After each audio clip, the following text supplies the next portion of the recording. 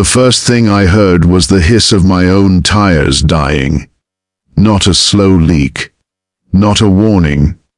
Just that sharp, violent ours pop, hiss sound that tells you something has gone very, very wrong.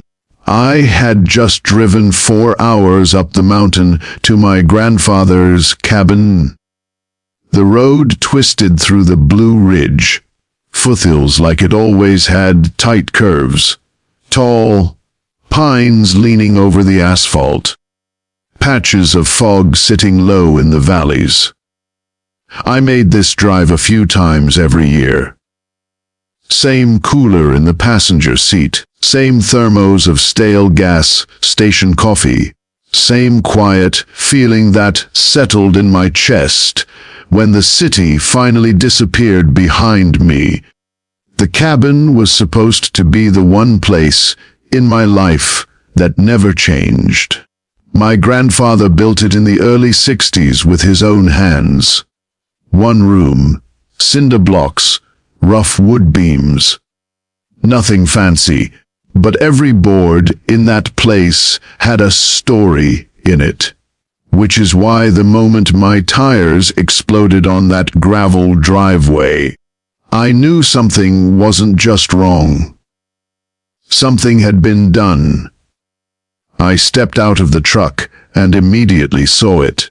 A chain link fence, 6 feet tall, running straight across my driveway. For a few seconds I just stood there, staring at it, trying to understand what I was looking at. The late afternoon light was coming through the trees, and the metal links cast these crooked shadows across the gravel like prison bars. Then I noticed the ground. 6 spike strips buried right into the driveway gravel. Commercial ones too, the kind parking lots used to stop cars from leaving without paying. My rear tires hadn't just gone flat, they'd been destroyed on purpose. And hanging on the fence gate was a bright orange notice flapping in the wind. HOA ACCSEFORCEMT I pulled the paper down and read it twice. That's when I heard boots on the wooden porch behind me. I turned. There he was, standing on the steps of my grandfather's cabin like he owned the place. The HOA president. Middle-aged, polo shirt tucked into khakis, holding a cold beer like this was just another relaxing evening for him. He gave me a slow smile. "You read the notice?" he asked. I didn't answer. He took a sip of his beer and nodded toward the fence. "Driveway's HOA property now. Access revoked." For a moment the only sound was the wind moving through the pine trees and the faint hiss of air still escaping my ruined tires. He expected me to yell, expected me to argue. Instead, I folded the notice, set it on my truck seat, and climbed back behind the wheel. I started the engine, put the truck in reverse, and slowly drove away, because the truth was, I wasn't leaving.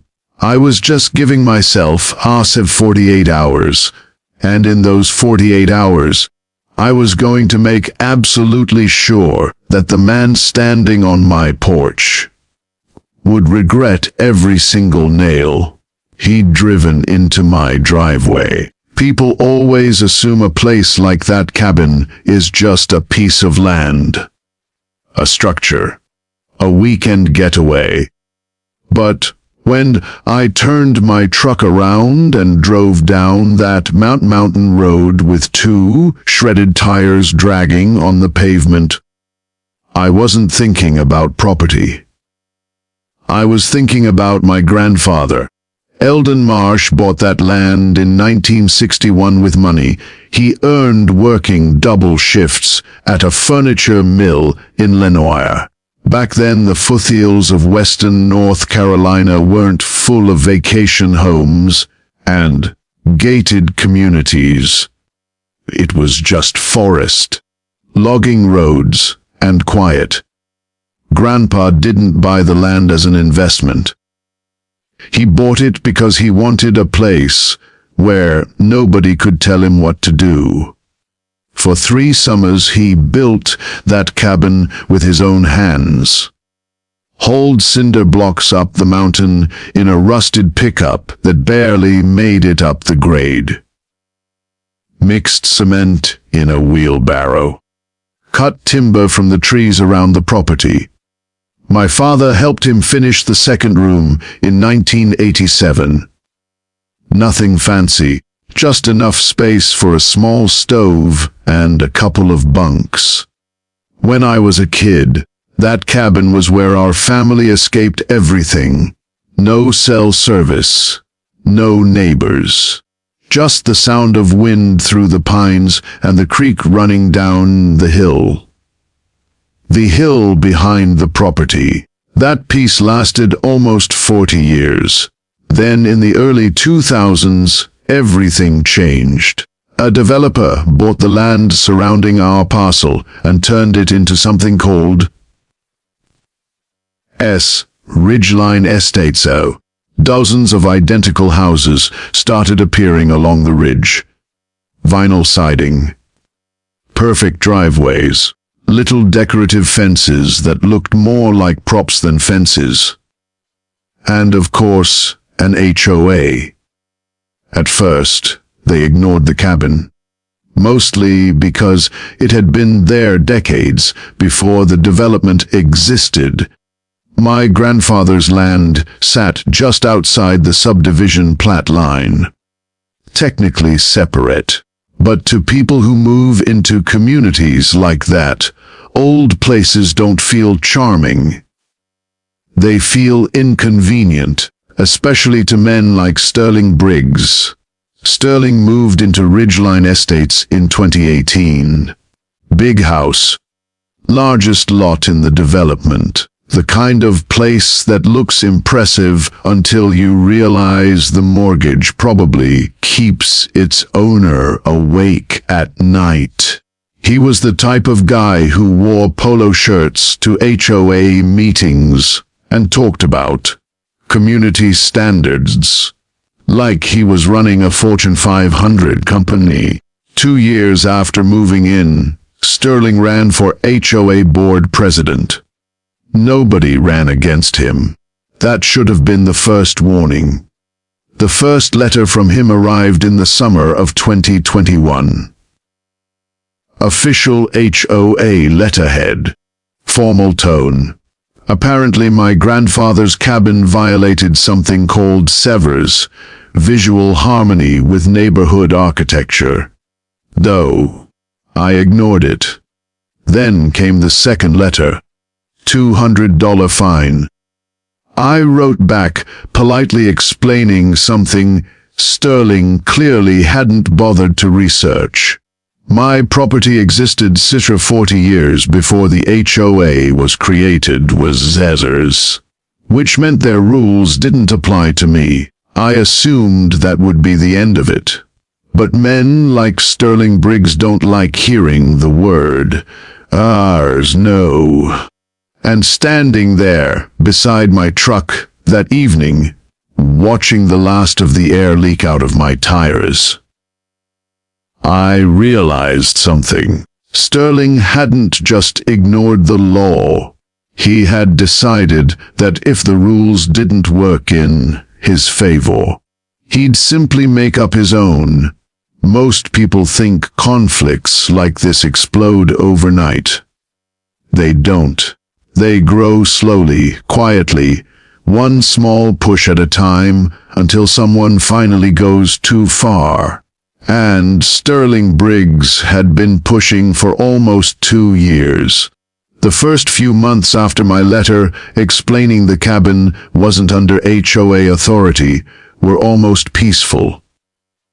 No fines, no letters, nothing. For a while I thought maybe Sterling had actually taken the time to look up the property records, and realized he'd made a mistake. That assumption lasted exactly 6 months. The next notice arrived in a thick white envelope with the Ridgeline Estates logo stamped across the top, like it came from a government office. Inside was a new violation. Apparently the gravel driveway leading up to my cabin was now classified as an HOA-approved access road affecting community infrastructure. CG. I actually laughed when I read that. That driveway had existed since 1961. My grandfather carved it out of the hillside with a shovel and a rented tractor. The HOA development didn't even exist until 2002. But Sterling didn't care about timelines. He cared about control. Over the next year the letters kept coming. Small fines at first, then warnings about compliance hearings. Each one written in the same stiff corporate language, like Sterling imagined himself as some kind of neighborhood CEO. Most of them I ignored. A few I answered politely, attaching copies of property maps and county records showing that my parcel sat outside the HOA boundaries. Each time I sent proof, the letters would stop for a few weeks, then start again. That's when my neighbor Darlene finally pulled me aside one afternoon while we were both checking our mail at the community box down the road. Darlene had lived there longer than almost anyone in Ridgeline Estates. The kind of person who knows every property line, every family, every argument that's ever happened on that mountain. She leaned against the mailbox and said something that stuck with me. "Sterling doesn't like loose ends." I asked what she meant. She pointed toward my driveway, wending up through the trees. "You're the only property around here he can't control." Then she told me something I hadn't realized. Sterling had already pushed 2 other homeowners out of the neighborhood. One had paid thousands in HOA fines after a dispute over landscaping. The other had simply sold his house and left after months of harassment about a storage shed. Sterling didn't win arguments. He wore people down. But Darlene also told me something else. Something I didn't fully understand at the time. He thinks the rules only work in one direction. She said it quietly, like someone sharing a secret. I should have asked more questions. Because the following spring, Sterling stopped sending letters. No more fines. No more warnings. Nothing at all. At the time I thought maybe he'd finally given up. But now I know the truth. Sterling hadn't stopped fighting. He had simply decided that paperwork wasn't working. So he moved on to something much more permanent. A survey crew showed up on the mountain one morning, and 2 days later, so did the fence. The first thing I noticed was the silence. No birds. No wind through the trees. Just the crunch of my truck tires rolling slowly up the gravel road toward the cabin. Then I saw the fence. At first my brain didn't even process what I was looking at. A 6-foot chain link fence stretched across the road like it had always been there. Fresh metal posts were sunk deep into the dirt, and the top rail gleamed like it had been installed that morning. right across my driveway, and behind the fence 6 black spike strips, the same kind police used to stop fleeing vehicles. My stomach dropped. I stepped out of the truck slowly, the mountain air suddenly feeling colder than it had a moment earlier. The gravel crunched under my boots as I walked closer.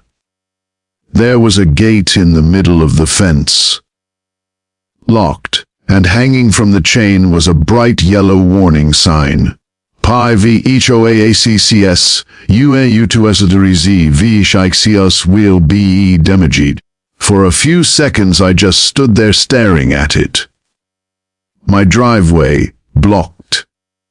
My cabin 30 yards up the hill, technically unreachable.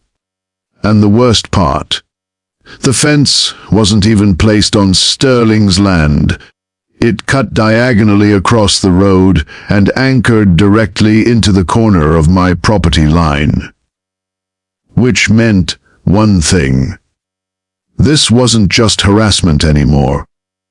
This was trespassing. Then I heard slow clapping behind me. I turned around and saw Sterling Briggs walking up the road from his house down the ridge. Polo shirt, khaki shorts, cold beer in his hand, like he was arriving at a backyard barbecue. "Well," he said with a grin, "looks like you finally saw the improvements." I didn't answer. I just looked back at the fence, then at the spike strips. Sterling took another sip of his beer and nodded toward the gate. "Community access point now," he said casually. "HOA voted on it." "That's my driveway," I replied. He shrugged. "Not anymore." Then he pulled a folded document from his pocket and held it up like he was presenting a trophy. "Notice of abandonment," he said. "You weren't maintaining the road properly. HOA has the right to reclaim unused access corridors." I knew immediately it was nonsense. But Sterling didn't care. Because most people, when faced with something official looking, just give up. He stepped closer, lowering his voice. "You can still use the road," he said. "Just need to follow community rules now." "And the spike strips?" Sterling smiled. "Insurance requirement." Then he leaned in slightly, like he was sharing friendly advice. "Honestly, Garrett, you should just sell the cabin. HOA properties sell fast up here." For a moment I considered arguing, shouting, calling the sheriff right there. But then something my cousin Vaughn once told me echoed in the back of my mind. Never fight a bully in the moment he thinks he's winning. So instead, I nodded once, got back into my truck, turned around, and drove down the mountain without saying another word. Sterling probably thought that meant he'd won. What he didn't realize was that the moment I left that road, the clock started ticking. 48 hours. That's how long it took to completely destroy everything he'd just built. By the next morning, Sterling thought he had already won. I know that because when I drove back up the mountain road at sunrise, his truck was parked casually in his driveway, and the fence was still there exactly where he left it. The chain glinted in the early light. The spike strips were still buried in the gravel like teeth, waiting for the next victim. Sterling believed two things. First, that I would panic. Second, that I didn't understand how the law actually works. Both assumptions were about to ruin him. I parked my truck at the bottom of the road and walked the rest of the way with a camera in my hand. Every step I took, I recorded something. The fence posts driven into my soil, the angle where the chain link cut across my driveway, the 6 spike strips partially buried in the gravel. Then I zoomed in on the most important detail of all, the old iron property marker. My grandfather had installed that marker back in 1961 when he bought the land. It was rusted now, but still perfectly visible beside the road, and Sterling's fence posts sat almost 15 feet past it, right in the middle of my property. I filmed everything slowly, narrating each point like a documentary, because if this went to court, emotion wouldn't matter. Evidence would. A few minutes later, my brother-in-law Colt arrived with the survey equipment. Colt had worked construction and land surveying across western North Carolina for almost 20 years. And when he saw the fence, he actually laughed. "Man," he said, shaking his head, "this guy didn't just cross the line." He pointed at the marker. He sprinted past it. For the next 3 hours we re-established every single boundary point around my parcel. The transit equipment clicked softly as Colt lined up the readings, marking coordinates and distances. When he finished, the result was crystal clear. Sterling's fence didn't barely touch my land. It pushed more than 14 feet into it, but the spike strips were the real problem for him. Because one of them had already punctured my rear tire the night before, and that changed the situation completely. Now it wasn't just trespassing, it was property damage, which meant liability. Colt wrote everything down in his field notes, while I photographed the readings on the survey instrument. Every measurement, every marker, every inch of evidence. By the time we packed up the equipment, I had over 60 photos and 20 minutes of video documentation. And Sterling had just handed me the beginning of a lawsuit. But the biggest mistake he made happened later that evening. Because around sunset, while Colt and I were still working near the road, Sterling walked straight through the locked gate and onto my property. He didn't know we were recording. He crossed the line, pointed at the survey markers, and said something that would end up costing him far more than that stupid fence. "You can measure all you want," he said smugly. "The HOA can fine you until you lose the place." Colt slowly wrote down the time, 6:47 p.m. Then he looked up calmly and asked one simple question. "You want to repeat that?" The moment my lawyer called that night, I knew everything had changed. Her voice had that calm, controlled tone lawyers use when they're trying not to sound too excited about the disaster. "Someone else just walked into Garrett," she said. "I think your neighbor just destroyed his own case." I leaned back in the motel chair, staring at the photos of the fence on my laptop screen. "How bad?" I asked. There was a pause. "Bad enough that this might end his entire HOA presidency." That got my attention.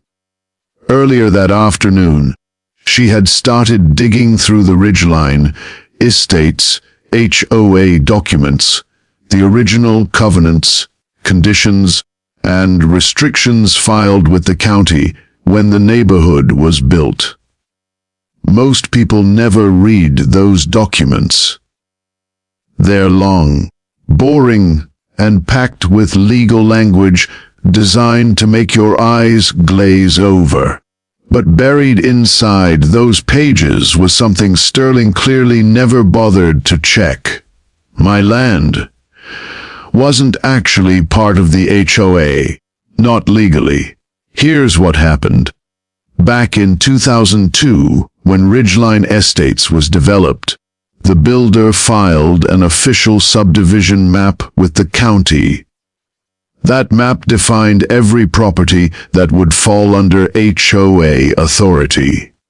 My cabin parcel wasn't on it. My grandfather's land had existed for 40 years before the subdivision was ever built. It sat next to the development, but it was never included in the official plat.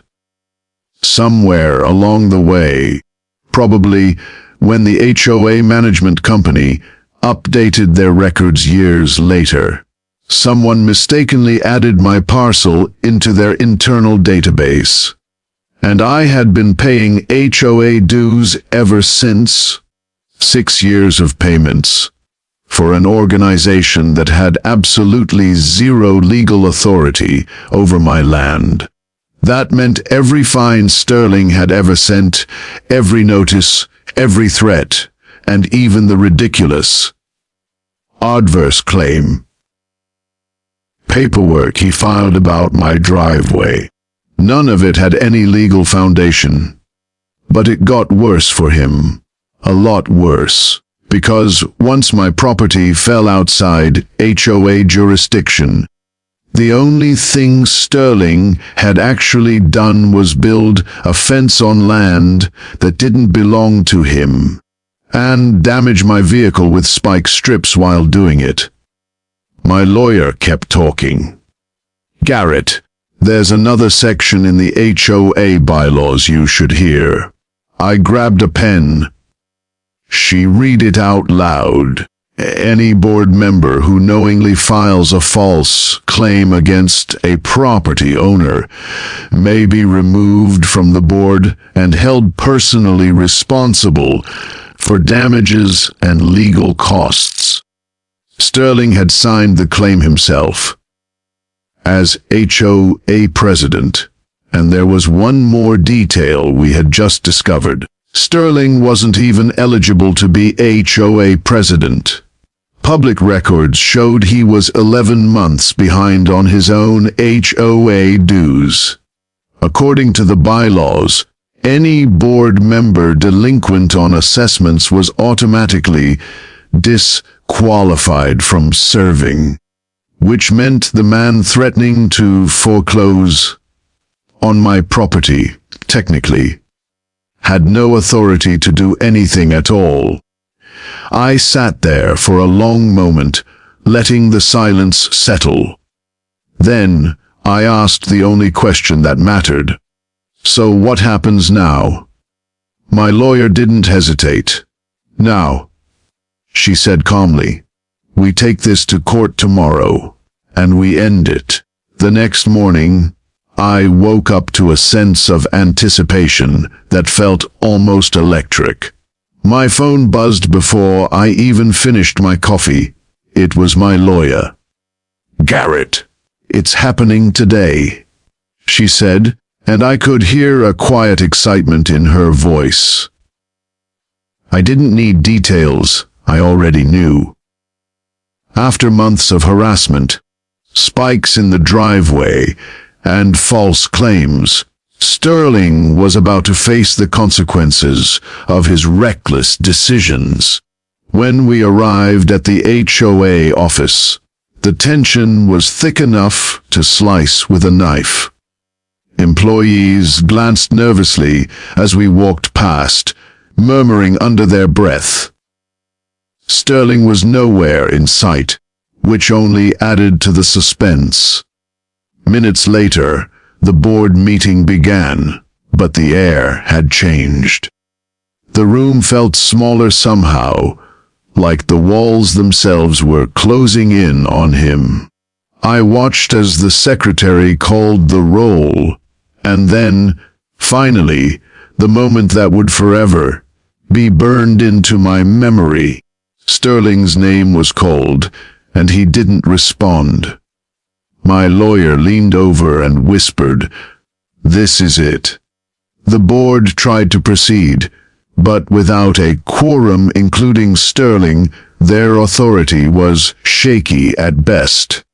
Then my lawyer dropped the bomb, the evidence that dismantled him completely. The original subdivision map proving my cabin was outside HOA jurisdiction. The bylaws showing he was ineligible as president due to delinquent dues, and the documentation of the spike strips. Each piece of evidence landed like a hammer. You could almost hear the collective gasp of disbelief ripple across the room.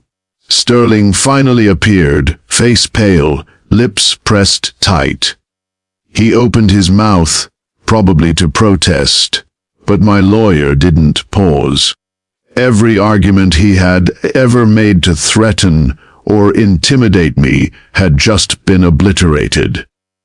You could see him crumble, a man who once acted untouchable now shrinking under the weight of his own mistakes. Board members exchanged nervous glances, realizing they had been complicit in actions that might now land them in hot water. Then it happened. The vote. Sterling was removed from the HOA presidency immediately. The board had no choice but to accept it. In less than 48 hours, the man who had terrorized my family annexed my land and tried to make spike strips part of our driveway had been stripped of power entirely. As we walked out of that office, the sunlight felt different. Victory wasn't just a word, it was tangible. Sterling's eviction wasn't about revenge. It was about justice, about standing up when someone thinks they can bulldoze their way through your life. I smiled, knowing that sometimes the truth, the law, and a little patience can turn the tables faster than anyone expects. The spikes were gone, the cabin was mine, and the nightmare finally ended. Justice, it turns out, is a lot quieter, until it hits like a thunderclap.